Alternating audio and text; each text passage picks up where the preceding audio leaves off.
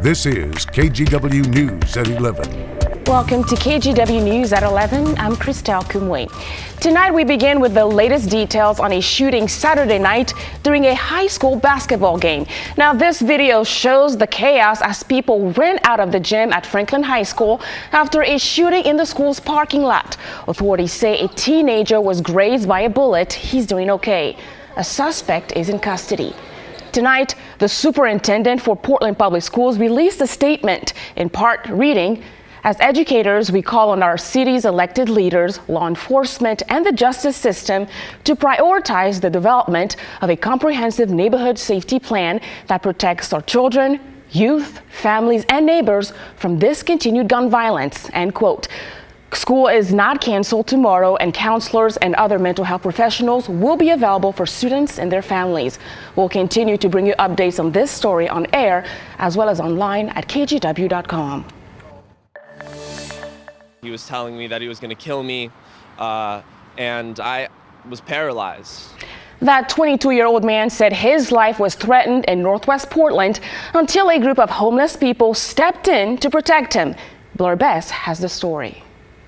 For 22-year-old Jacob Hollenbeck, these windswept tents on the corner of Southwest 14th and Salmon are more than just a homeless camp. It really breaks my heart to see every day. Those living in these tents are his friends. But I wanted to make sure that they felt welcome in the neighborhood, and it really grew into something special. He's been known in the area for helping people living on the streets. I just decided that I wanted to make a difference and help get some winter supplies. A few months ago, he started a GoFundMe, raising nearly $3,000 in 2 weeks. The tents you see over there, that tent, that tarp, were things that I was able to buy for them. A lot of people, they might hear your story and see what you're doing and see it as enabling this crisis. I think that we have to think about what it means to be unhoused. And once you become unhoused, how do you get back into housing?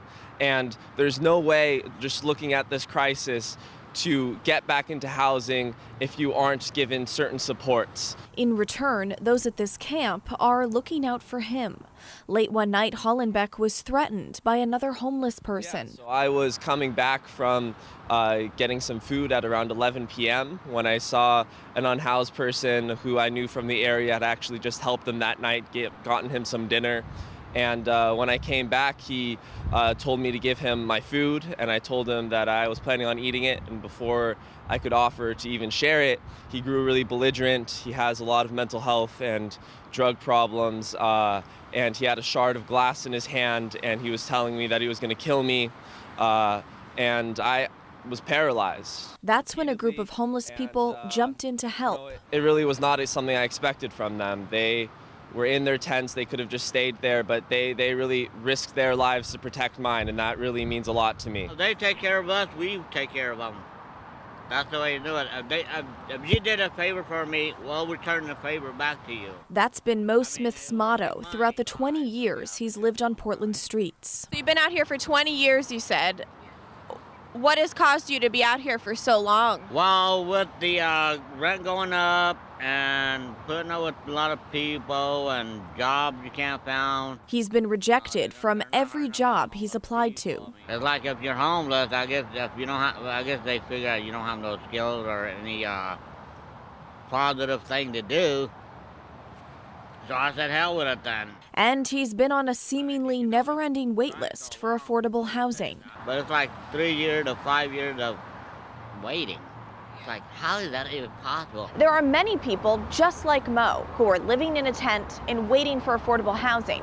According to city data, those living on the streets face a 5 to 10 year wait list for affordable housing, which can seem like a never-ending cycle when that's the only hope you have to hold on to. What is it that you need to get off the streets? Now, the only thing I would ask for housing or anybody to get off my street is to be inside, to be warmed up, give me a part-time job. So you want to get off the streets, you want to go inside, but not in a shelter? No. Yeah. He waits for another path to housing and watches out for the community along the way. I want people to understand that there are people all over the city who are just going through hard times and just need a little more support. In Southwest Portland, Blair Best, KGW News.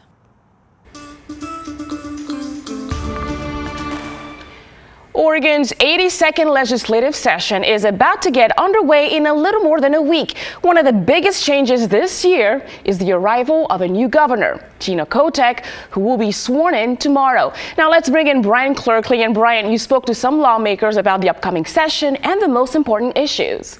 Yes, Christelle, Senator Lou Frederick says some of the biggest issues are education, housing, transportation, and public safety.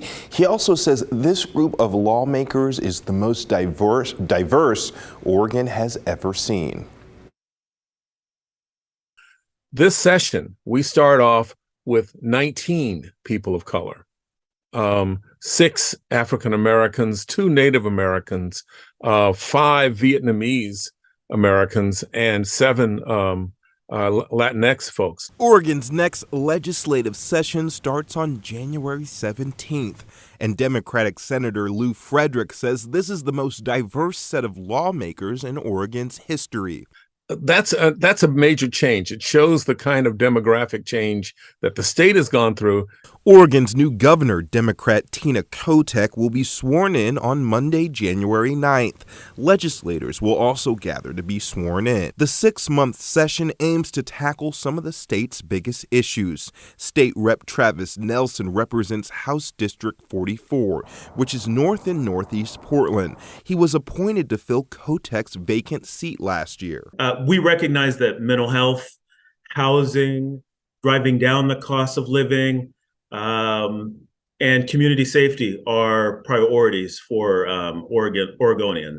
Representative Vicki Breeze Iverson is taking over the role as House Republican leader after Christine Drazen resigned to focus on her run for governor last year.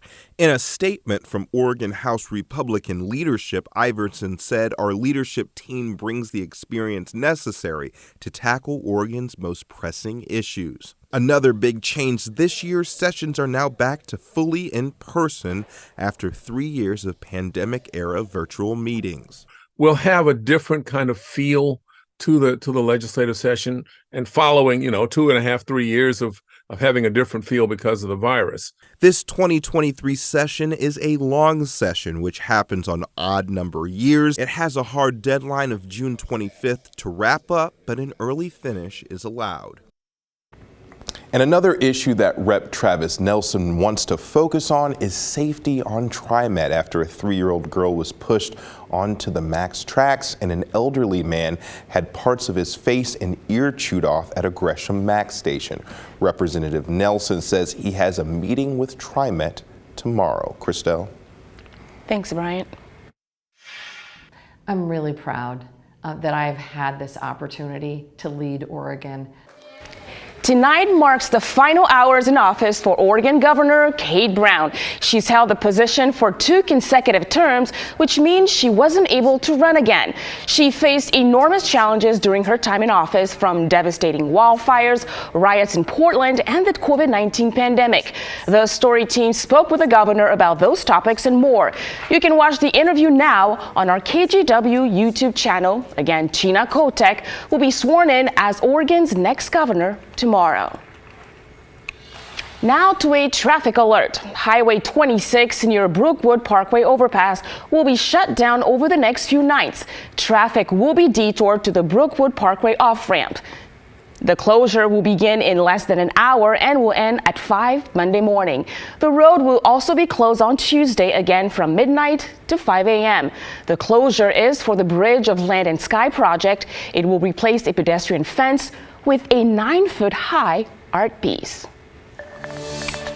All right, meteorologist Joe Ranieri is joining us. And Joe, it was quite a warm day. However, it was also quite stormy. Exactly right, especially along the beaches where we saw some thunderstorms. And speaking of the warm weather, it was almost the mid-50s for daytime highs and almost felt like more late winter, early part of spring kind of conditions out there. And as we look at the conditions currently, we are dry for the time being. I am tracking another round of showers. Will be rolling through in basically after midnight and throughout your morning commute. Now, most of those thunderstorms have really kind of tapered off by quite a bit. They were moving through pretty strong along Lincoln City and Newport. You saw lots of people posting on social media who were planning on having a day at the coast outside. Well, turned into be a day at the coast inside because of the stormy conditions. Now we're starting to see those thunderstorms roll in along the northern part of the Oregon coast and into the Washington coast. A slight chance to see those thunderstorms pop up again tomorrow, but rainfall amounts since midnight. This is basically our 24-hour totals.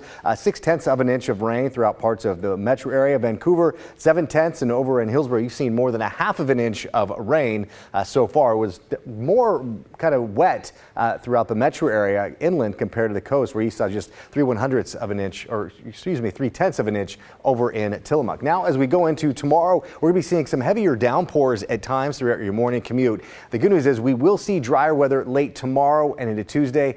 I'll talk more about your detailed forecast and just how long the dry weather will be staying with us. And that's just a few minutes from now. Thanks, Joe. This home in Silverton was destroyed by a fire Saturday night. One resident ran a cat rescue organization out of it. About 30 cats and 2 people were in the home at the time of the fire. Sadly, the animals were killed by the smoke and heat. The 2 people living in the home were able to get out safely. Fire crews say the house had a lot of smoke and water damage and is a total loss. The Red Cross is now helping the residents with housing, clothing, and food. Investigators say the fire was started accidentally. Now let's talk about an advancement in cybersecurity. Oregon State University received nearly $5 million to help students get degrees in the field. Now the money is up for grabs as long as the students agree to start their careers in public service. Tim Gordon explains. More and more, computers are a part of our lives, from the way we communicate to the cars we drive and other things in between. Along with the growth of the computer world is huge job growth in cybersecurity.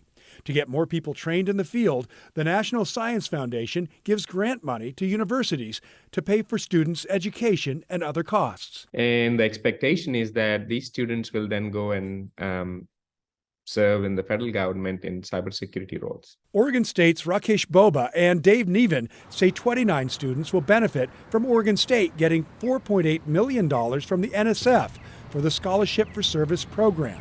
In return, students are required to initially work the same number of years for the federal government as they receive the scholarship.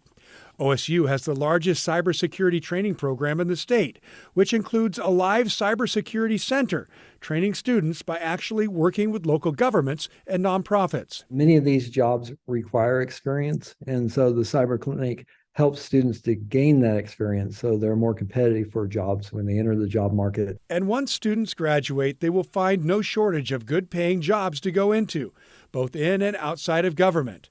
There are 750,000 current job openings nationwide, including 7,500 in Oregon. The prospects for somebody specializing in this area are really good right now, and I expect they will be good for at least another 10 years. Tim Gordon, KGW News. Thank you for you making this Christmas going for us, for our kids. We decided it would be amazing for these Ukrainian refugee children, there's 60 of them, to have presents for Ukrainian Christmas. Some Lake Oswego residents gave Christmas gifts to Ukrainian refugees today at the Ukrainian Bible Church in Portland. Now, the gift exchange may seem late, but many Ukrainians actually celebrate the holiday in January. The group from Lake Oswego is also trying to raise funds to help the refugees. So far, they've raised more than $17,000 on GoFundMe. Their goal is $30,000 to help families with needs like housing.